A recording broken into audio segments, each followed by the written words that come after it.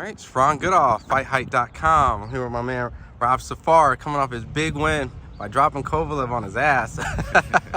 First and foremost, congratulations, man. How excited are you coming from a great win like that? Yeah, I'm super excited, bro. I feel amazing, bro. I feel great.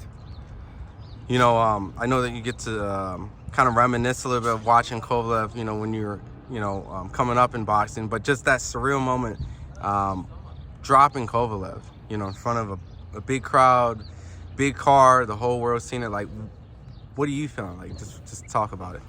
Oof, I don't know. I got mixed emotions, bro. You know, I feel like, to me, he was pretty much an idol when I was younger, and he became a rival now. You know, it couldn't have been better to fight him on a platform like this, and also, you know, by the way I did it.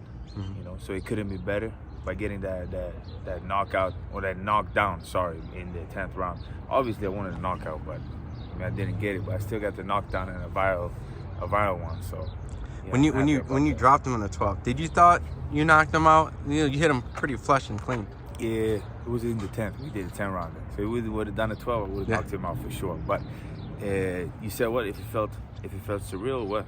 Or like when you dropped him, right? Yeah. Did you thought you knocked him? Because you hit him flush. Yeah, I did. I thought I knocked him out. That's why I went to the white corner, to the neutral corner, and felt like I was already celebrating. But then I looked back and said, "Oh shoot, he's already out," you know.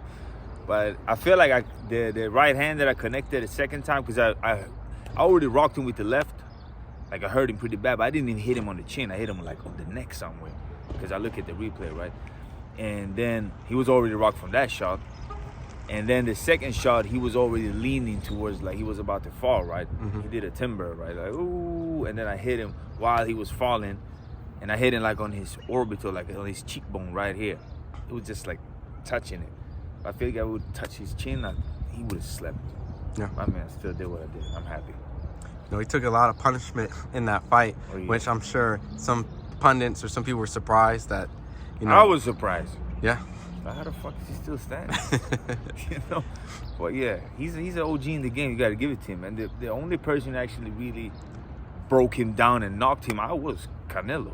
I mean, Alvarez knocked him out too, but that was like a Hail Mary shot. That was like a lucky shot, you know. Anybody can get dropped by that. And then Andre Ward, he beat him to the body. So, and I think Andre Ward lost the first fight, though. Yeah. I mean, he did beat the piss out of the second fight, but yeah. You know, seeing the cruiserweight landscape has, you know, started to change overall. You know, Usyk is now the heavyweight king, and they're trying to figure out who's the next guy throughout in that division. And, you know, ironically, you and Joe Apatow were on the same card and things like that. Just as like a boxing pundit, right? What did you think about his performance against Briedis in the rematch? I think he started off really good, you know. I think he is a good boxer. He's a great boxer, but I don't know. I didn't like his half part of the fight. But we gotta give credit to Briedis too, because he's an old veteran, bro, and he got some sneaky things. He actually be thinking all the time when he's in there. So he actually setting up stuff, and as you could see, actually set something up towards the end. He was just waiting and being composed, and then he came back like towards 9 or 10. But I feel like Brady could have done so much better if he fought him differently, you know. He might have needed to eat a couple of shots, you know, in the first couple of rounds. Like, let's say 4, 5, 6, round 4, 5, 6. He might have needed to, like, eat a couple of shots to, you know, to actually make it happen, you know. But I feel like he's probably, like, in that age where he didn't want to take risks and stuff, you know.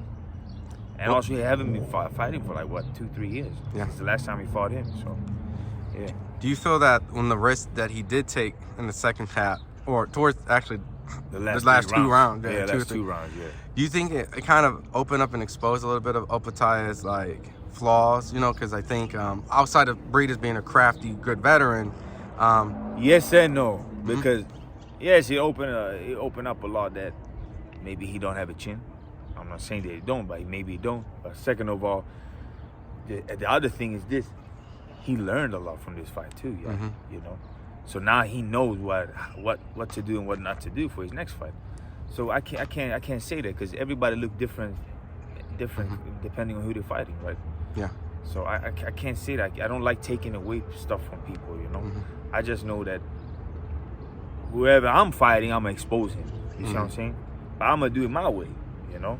So I'm not saying, oh, this expose him and I'm gonna be able to do the same thing that he did. You know what I'm saying? No, I don't like that. The only thing I like to do, to look at if people get hurt, you know, chin-wise, if they got power, if they fast, if they got good accuracy. Like, I like to look at stuff like that, you know. The boxing ability and the boxing IQ, that's like, it could switch, it could change, you know, because you adapt to who you're fighting.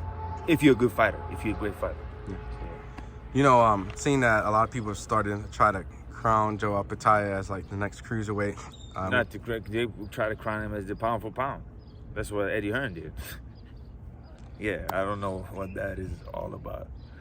What do you think is the, you know, yourself included in the mix, the kind of the top guys around the cruiserweight division, or would be the faces of the cruiserweight division upcoming for the future? Like, you're looking at it right now. This is the face of the cruiserweight division for sure. Then of course you got other people who got faces in it, but I mean, that's just gonna make it so much sweeter when I grab all those faces, you know. But yeah. Who do you think some of those faces that you might have to? I mean, you got Gilberto Ramirez. You already got a name. Yep. Now he came up to cruiserweight. You have Yayo Pataya, Bradis. Yeah, the other people I don't really know who they are the champs, but I know Joe Smith is up here. Yeah. Who else we got? I think Dorticos is still around. Dorticos, I don't know if he's around still, but maybe he is. Dorticos, obviously. Yeah. I mean, there's a couple of names, and I feel like a lot of light heavyweights will come up too, you know, with the name. So maybe the winner of Bivol Beterbiev, maybe they will come up. I don't know. But let's see what happens, you know. I'm just excited because I feel like before I decided to move up to cruiserweight, I was so freaking locked at being like a light heavyweight, right? I said, I'm gonna make light heavyweight. I gotta make light heavyweight, and the lowest I went down to was 177. That's when I realized, yo, I can't do this. You know, my body shut down. That's why I moved up to cruiserweight. And I never wanted to fight cruiserweight because I felt like the cruiserweight division ain't popping, right? Yeah. And right after I went up there, it just started like growing, right? And I feel like it's growing. I feel like cruiserweight division is actually growing, you know? So, you know, I'm lucky, man. I'm happy for it, you know? Yeah. You know, seeing that you're coming off a pretty stacked card of, you know, talented fighters, there's a couple more cards that will be coming up. Any of these cards excite you? Is there a specific one that stands out more, like a Tank and Frank, or like Crawford and Madrimov, or Tank and Frank, I think. Tank and Frank? Why is that one? I think Frank is better than what people think. Yeah. I don't know if he's gonna win though, but yeah, he got a big chance to win. I believe in Frank. And what about Frank that maybe some people might just overlook? Like, oh, this Tank's gonna dominate like he always does. I think because you don't have no respect for Tank. Yeah. Yeah, you mean Frank, right? Yeah. Yeah, I think because Frank ain't got no respect for Tank. I don't think you respect him. And I think that's gonna show in the ring. They sparred each other before in Vegas. Yeah, I heard that. I don't know, but sparring and fighting, two different things. Yeah. But still, he don't have no respect for him. I think that's gonna be a major thing at the fight, you know. But then also you never know, because Tank, he fucking cracks, man. he can lose like 10, 11 rounds and he hit you with that hate making. It's like, it's a wrap. How do you fight a guy like, you know, you're just coming off your big one against Kovalev, which we know that Kovalev has power. So in the first round, you kind of got your respect. So how do you get respect from a known puncher, right? Like at any moment they could land a bomb or something. It's just the mental part. Like you can't go inside, you can't walk inside the ring and be like thinking about what you gonna do. You know, I just gotta think what I'm doing, what I'm gonna do. You know. And even when I get clipped, I still gotta think, what am I gonna do, you know? Because you will get clipped. And that's the thing that Mike Tyson said. And people gotta plan until they get hit in the face, right? Yeah. But that's the truth. Like, they might have confidence until they get clipped, and then when they get clipped, they're like, oh shoot, I don't wanna get clipped again. And I just start thinking about you. I just start thinking about, what can I do to not make you hit me, you know? But you can't think like that. I mean, worst thing that could happen in boxing, you get knocked out. And then what? You wake up and be like, yo, you fucking hit me with that bat, you know? I mean, that's the only thing that could happen. So, you can't be thinking about that. you know, with that Tank and Frank fight, do you think that there's going to be maybe a moment where Frank kind of catches Tank? Yeah, he can definitely. He can definitely catch Tank for sure. I believe that for sure. Like to a point where fans kind of look at Tank like, I think he's hurt? Yes. Really? Yes, I believe that for sure. I believe that. Okay. So you're getting me all excited for the fight now more. You know what I mean? Definitely. You know, with some of these other Turkey cards that are coming out, which I'm assuming you'll be back, you know, I think there's a few potential fights that some people that you've even worked with. Like, I think they're trying to set up, well, first, I guess before we get past it, I think Wilder versus Zhang is going to be happening this week. I think Zhang is going to win. Yeah? Yeah. Just Wilder's just not the... I think Zhang, if it goes past 4 rounds, then Zhang's going to get knocked the F out. Yeah. Yeah, but I think he can knock him out earlier. Because I don't really think that Wilder got a lot of boxing skill. Yeah. I just think he got power. You know, he just got power. And if he can't hit you, then Zhang got a lot of boxing skills. And he can crack. Mm-hmm. He's just slow and get tired fast. That's it. But if Wilder can dog it out for 4 or 5 rounds, then he's gonna win. If not, then I believe Zhang is gonna knock him out. Because I think they're trying to set up Jared Anderson with Wilder in that fight. You think? I think Jared Anderson is gonna win. Beats Wilder? Yeah. Like easy, just purely just off of boxing, or just? Yeah, pure out of boxing. He got too much skills for him. Mm-hmm. Do you think Jared and Zhang would be more exciting or a better? I think you would have more problem with Zhang than Wilder. Just purely off Zhang's boxing IQ and ability. Yeah. You know, I guess some people look at it because Zhang is an Olympian, but so is Wilder. So why do you think that 2 Olympians have such a big wide gap of? But that don't say anything about the boxers boxing IQ just because they've been an Olympian. I feel like you can actually do better in the amateurs with your physique than you can do in pro. Yeah. You know, because in the pro it's so many rounds, so you need to use your brain more. Yeah. If you aren't a guy like Wilder who just can touch you and you go to sleep, you know, then you can always rely on that lucky shot, you know, for 12 rounds. Yeah. So yeah. And my last set of questions is obviously you're stablemate of Cody Crowley. And won't go into details, and we already know, you know, who you'll be supporting. But just as just a fan, all right, how do you like Cody and Gervonta line up as just a fight fan? Like, should I tune into it? Should I? Oh, you definitely gotta tune into it. You need to tune into it. I think you're gonna be an amazing fight. And as I told everybody, everything depends on who's walking in that day and being like a 100%, right? Mm-hmm. So if Cody is being a 100% and he's there mentally and feeling great, then I think it could be an upset.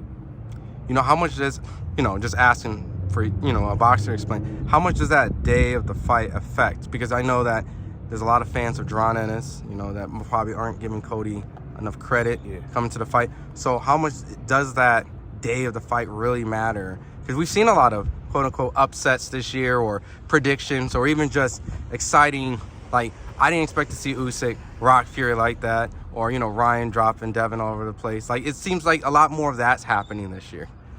Yeah, but I don't think that has nothing to do with the mental part. Mm-hmm.